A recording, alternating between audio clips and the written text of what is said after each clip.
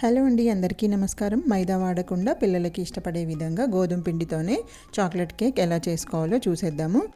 చూస్తున్నారు కదా, కేక్ కూడా ఎంత స్పాంజీగా వచ్చిందో. సో దీనికోసం అయితే ఒక మిక్సింగ్ బౌల్లోకి 3/4 కప్పు వరకు బెల్లము, కొంచెం తీపి ఎక్కువగా తినే వాళ్ళైతే ఇంకొక 2 టీ స్పూన్లు ఎక్స్ట్రా వేసుకోవచ్చు. అరకప్పు పెరుగు, 1/2 cup sunflower oil, 1 teaspoon vanilla essence వేసుకొని చక్కగా అంతా బీట్ చేసుకోవాలి, ఇలా క్రీమీగా అయ్యేంత వరకు. ఇప్పుడైతే ఒక కేక్ టిన్కి ఆయిల్ కానీ బటర్ కానీ అప్లై చేసుకొని దానిపైన బటర్ పేపర్ కానీ లేదంటే పొడి గోధుమ పిండి అయినా చల్లుకొని పక్కన పెట్టుకోవాలి.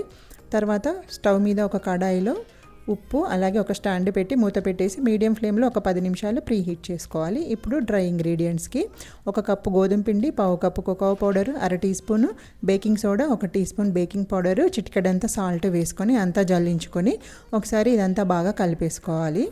ఇప్పుడు దీంట్లోకి కొద్దిగా గోరువెచ్చటి పాలు కానీ లేదంటే నీళ్లు కానీ పోసుకుంటూ అంతా క్రీమీ టెక్స్చర్ వచ్చేంత వరకు కలుపుకోవాలి.